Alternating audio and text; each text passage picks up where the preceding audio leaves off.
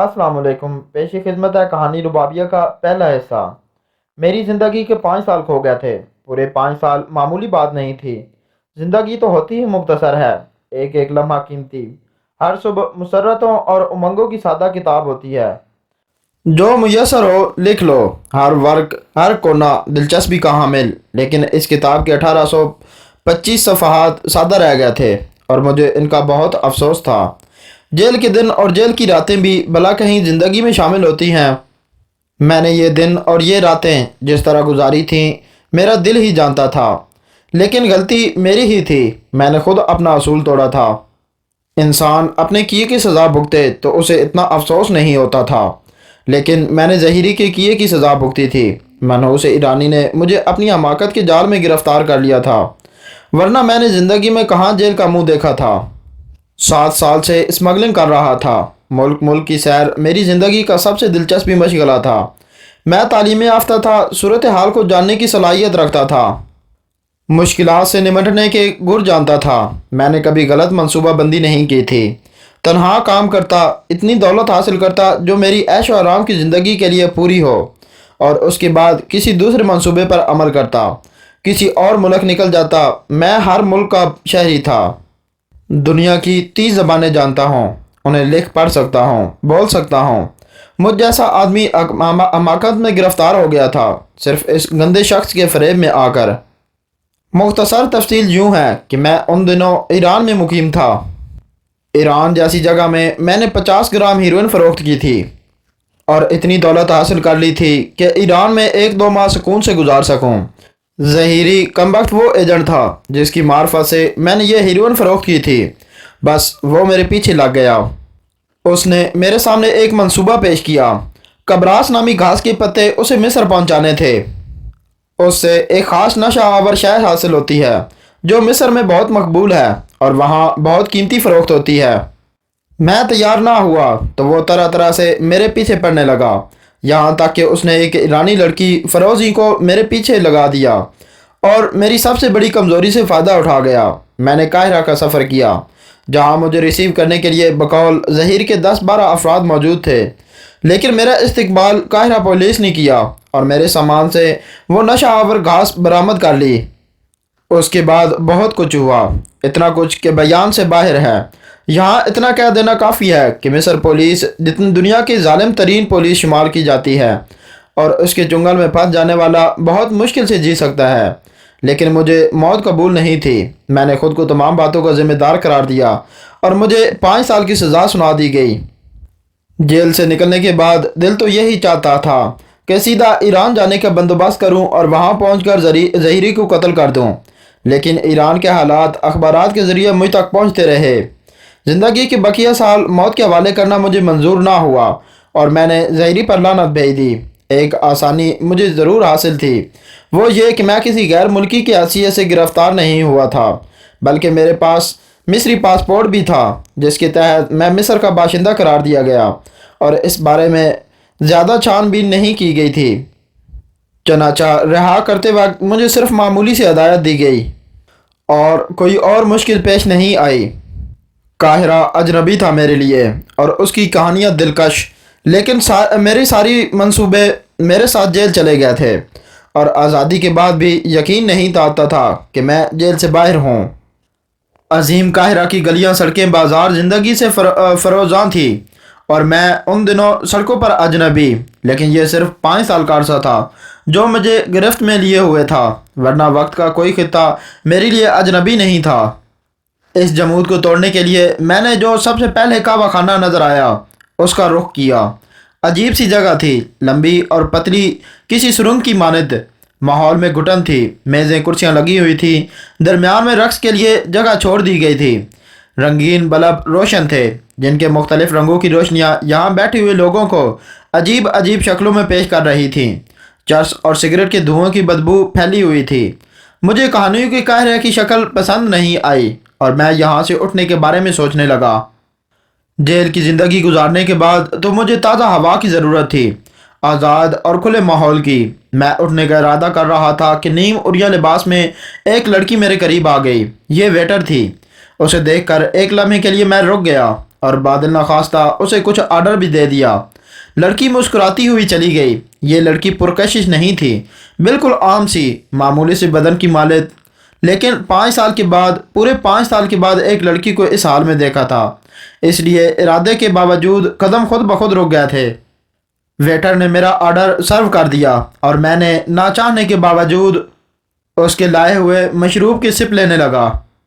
پھر اتفاقیہ طور پر میری نگاہ بائیں طرف کے ایک نیم تاریک ورق کی طرف اٹھ گئی، جس میں چھوٹی سی جگہ ہونے کے باوجود ایک میز پڑی ہوئی تھی۔ اس میز کے عقب سے ایک شعلہ چمک رہا تھا، سیاہ لباس، کندن کی طرح دیکھتا ہوا رنگ، سلگ دینے والا نقوش جو اپنی آگ میں جل رہا تھا۔ اتنے حسین اور نازک نقوش میں نے شاید اس سے پہلے زندگی میں کبھی نہیں دیکھے تھے۔ ابھرے ہوئے ہونٹ جو آواز دے رہے تھے، ستواں ناک، بڑی بڑی گہری نیلی آنکھیں جن کے اوپر سیاہ بموں کی کمان تنی ہوئی تھی، بڑے بڑے بازو، ان سے نچلا بدن میز کی آڑ میں پوشیدہ تھا، سنہرے بال جن کی لٹیں ہلکی آواز سے اڑ رہی تھیں۔ یہ حسین آنکھیں میری جانب نگران تھیں، بالکل میری جانب۔ مجھے دھوکہ نہیں ہوا تھا۔ میں ٹھٹک کر رہ گیا۔ اگر میں اس اشر امال کو دیکھے بغیر یہاں سے اٹھ جاتا تو در حقیقت یہ میری بدنصیبی ہوتی۔ میں مبہوت ہو گیا اور مجھے طلب کرنے والے ہونٹوں پر مسکراہٹ کی ایک پرکشش لکیر کھینچ گئی۔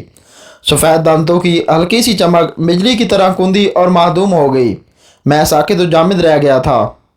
سامنے گلاس میں ارغوانی رنگ کا ایک مشروب رکھا ہوا تھا۔ گلاس تقریباً آدھا خالی ہو گیا تھا۔ جب میری نگاہیں اس سے ملیں اور اس کے ہونٹوں پر مسکراہٹ پھیلی تو میرے دل میں عجیب سی خواہش جنم لینے لگی۔ دل چاہا کہ فوراً اٹھ کر وہاں پہنچ جاؤں، لیکن مصر میرے لیے اجنبی تھا۔ ہر چند کی یہاں کی داستانیں، یہاں کی کہانیاں بہت کچھ سن رکھا تھا، لیکن فوراً یہ ہمت نہ پڑی کہ اس کے پاس پہنچ جاتا یا کسی سے معلوم کرتا کہ وہ کون ہے، اور اگر یہ حسینہ اپنے قرب کے چند لمحات مجھے بخش دے تو میری ساری زندگی کی کٹھن دور ہو جائے۔ میں سوچتا رہا۔ اس نے میری طرف سے نگاہیں ہٹا لی تھیں، پھر اس نے آہستہ سے ہاتھ بڑھایا۔ لباس میں سفید ہاتھ، سنگ مرمر کا تراشا محسوس ہوتا تھا۔ سبک تر انگلیوں نے گلاس کو تھاما اور گلاس کچھ کہتے ہوئے ہونٹوں سے جا لگا۔ مجھے اس شیشے کی قسمت پر رشک آنے لگا۔ کتنا خوش قسمت تھا یہ شیشہ، لیکن یہ شاعرانہ جذبات ہوس کی سوچ رکھتے تھے اور میں عمل کا آدمی تھا، اس لیے میں نے ان خیالات کو ذہن سے جھٹک دیا اور براہ راست اس تک پہنچنے کی بجائے اس ویٹر کو اشارہ سے بلایا جس نے مجھے سرو کیا تھا۔ نوجوان ویٹر میرے قریب آ گئی۔ وہ نوجوان ضرور تھی، لیکن اس کا بدن لاتعداد تجربوں کی کہانیاں سنا رہا تھا۔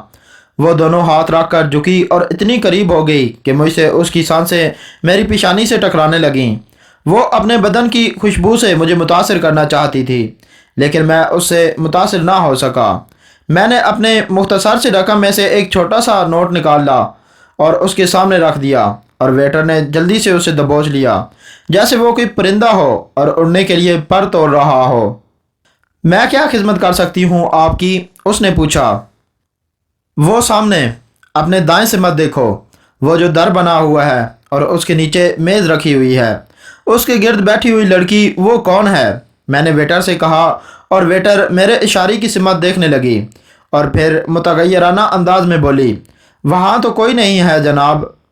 میں نے چونک کر اس طرف دیکھا اور ایک لمحے کے لیے میرے ذہن میں سنسناہٹ سی پیدا ہو گئی۔ در حقیقت وہاں کوئی نہیں تھا، میز خالی تھی، حتیٰ کہ اس پر اس مشروب کا گلاس بھی موجود نہیں تھا۔ لیکن میں قیامت تک یہ بات تسلیم نہیں کر سکتا تھا کہ میری نظر کا دھوکہ ہوا ہے یا میرے ذہن نے کوئی وہم میرے سامنے پیش کیا ہے۔ ویٹر سے کیا کہتا، چنانچہ اس خفیف سی مسکراہٹ کے ساتھ خاموش ہو گیا۔ آپ سے کوئی غلط فہمی ہوئی ہے جناب، ویٹر نے کہا اور نوٹ جلدی سے مٹھی میں دبا کر آگے بڑھ گئی، جیسے اس غلط فہمی کے بعد میں اسے اپنی دی ہوئی رقم واپس مانگ لوں گا۔ لیکن میرے ذہن پر حیرت کا شدید غلبہ طاری ہو چکا تھا۔ دیر تک میں گم سم بیٹھا اس ورق کو تکتا رہا جس نے ابھی میرے سامنے ایک عجیب و غریب منظر پیش کیا تھا۔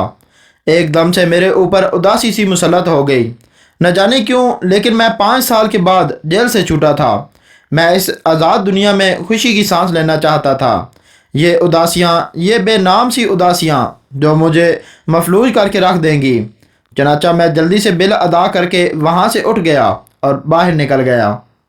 سرنگنما راہداری سے گزرنے کے بعد میں نے جوں ہی بیرونی دروازے پر قدم رکھا تو دبلا پتلا لمبا سا ایک آدمی جس کا سر گنجا تھا میرے سامنے پہنچ گیا۔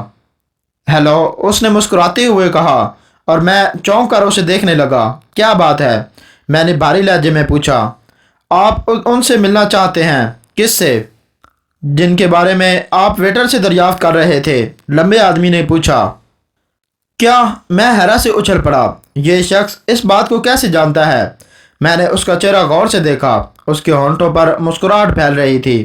وہاں مس ربابیہ خود بھی آپ سے ملنے کی خواہش مند ہیں۔ انہوں نے مجھے اس لیے آپ کے پاس بھیجا ہے کہ اگر آپ ان سے ملاقات پسند کریں تو اپنے ساتھ لے آؤں، دبلے پتلے آدمی نے کہا۔ کون مس ربابیہ؟ میں نے تو کسی کو نہیں دیکھا۔ تم کون ہو؟ میں نے دبلے پتلے آدمی کو بغور دیکھتے ہوئے کہا۔ میں جاننا چاہتا تھا کہ یہ آدمی کون ہے اور کیا چاہتا ہے، اسی لیے میں نے اس سے پوچھا، اور اس کو میرے دل کی بات کیسے معلوم ہو گئی؟ اس نے دونوں شانے ہلائے اور گردن جھٹکتے ہوئے بولا۔ آپ کی مرضی ہے جناب، مس ربابیہ نے مجھ سے یہی کہا تھا کہ اگر آپ ان سے ملنا چاہیں تو میں آپ کو ان کے پاس لے آؤں، اور اگر آپ نہ ملنا چاہیں تو کوئی بات نہیں، میں آپ سے معذرت کر لوں، اس لیے میں معذرت خواہ ہوں۔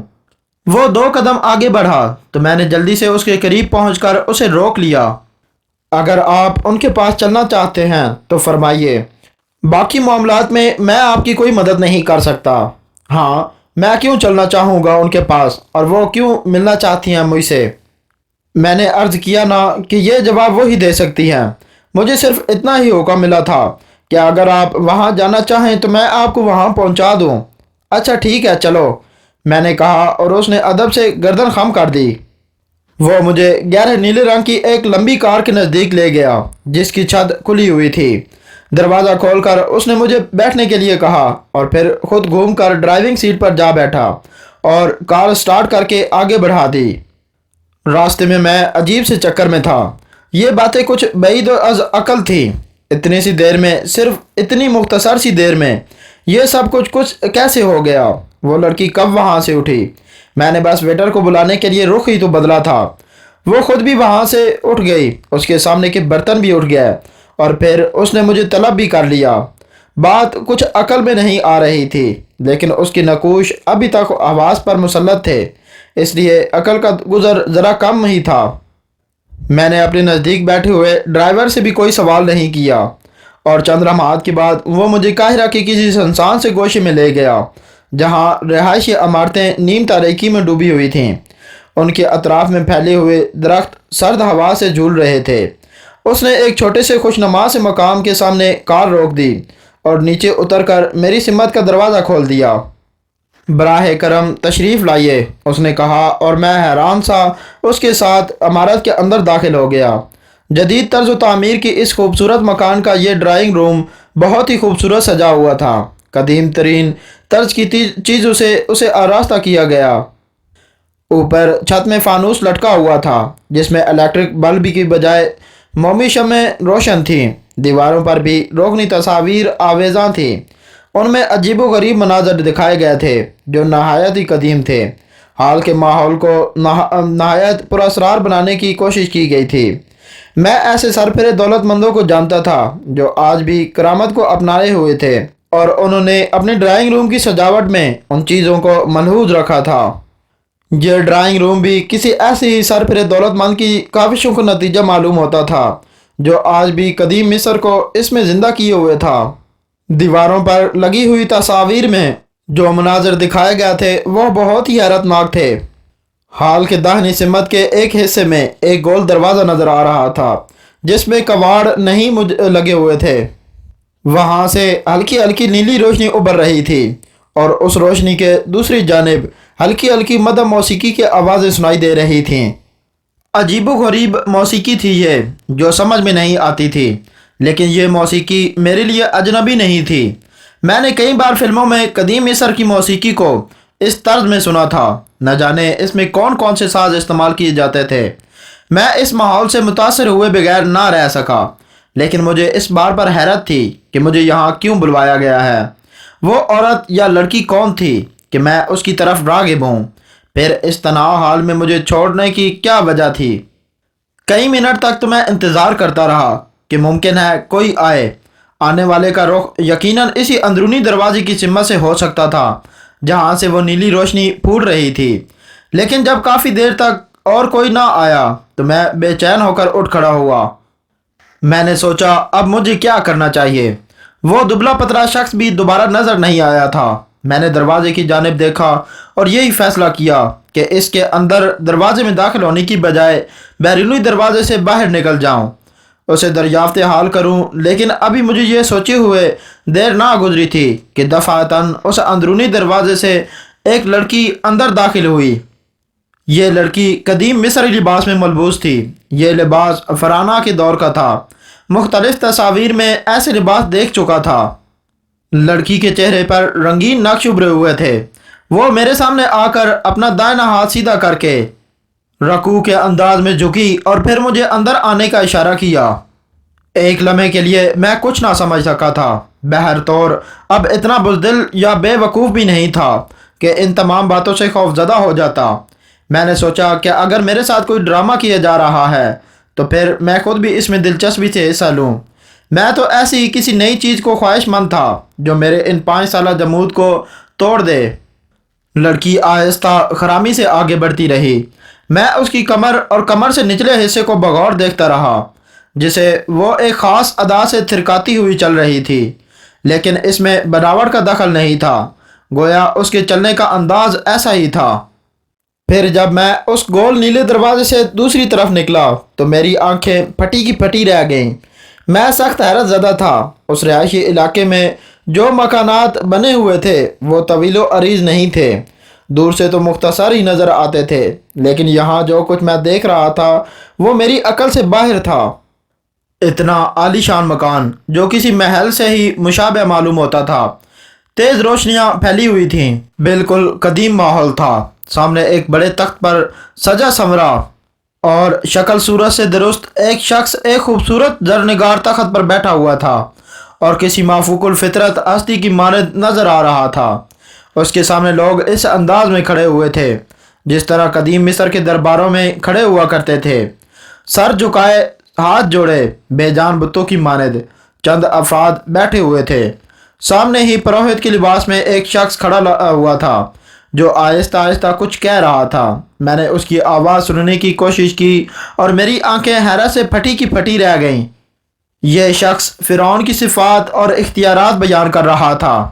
یہ قصیدہ ختم ہوا تو تخت پر بیٹھے ہوئے شخص نے پہلو بدل کر درباریوں پر ایک نگاہ ڈالی اور پھر پروہت کی جانب رخ کر کے بولا، معذور اور گستاخ ساتوشا کے رہنے والوں کو جس خوش اسلوبی سے سزا دی گئی، ہم اس سے بہت مطمئن اور اظہار خوشی فرماتے ہیں۔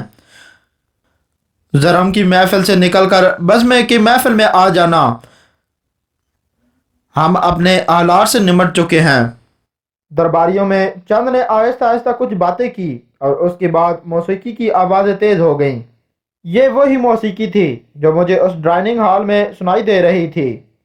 ساز زندے نظر نہیں آ رہے تھے، لیکن موسیقی کی آواز تیز ہوتی جا رہی تھی، اور اس کے بعد ایک ہلکی سی جھنکار گونجی اور دوسرے لمحے ایک حسینہ آہستہ آہستہ آگے بڑھتی نظر آئی۔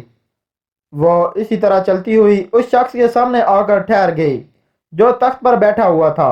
حسینہ مسکراتی نگاہوں سے اس شخص کو دیکھ رہی تھی، پھر اس نے اپنے دونوں ہاتھ سینے تک اٹھائے اور اس کے سامنے جوڑ دیے، سر جھکایا اور پھر کمر کو خم دے کر نیچے جھکتی گئی جیسے اسے سجدہ کر رہی ہو۔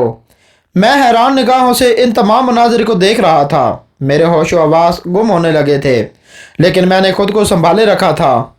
لڑکی تقریباً آدھے منٹ تک اسی انداز میں جھکی رہی، پھر تن کر کھڑی ہو گئی۔ اس کے بعد اس نے اپنے پیروں کو اور کمر کو دوبارہ جنبش دی اور ہولے ہولے رقص کرنے لگی۔ موسیقی کی آواز تیز سے تیز تر ہوتی جا رہی تھی اور میں نے اس کی عجیب و غریب کیفیت کو اچھی طرح محسوس کیا تھا۔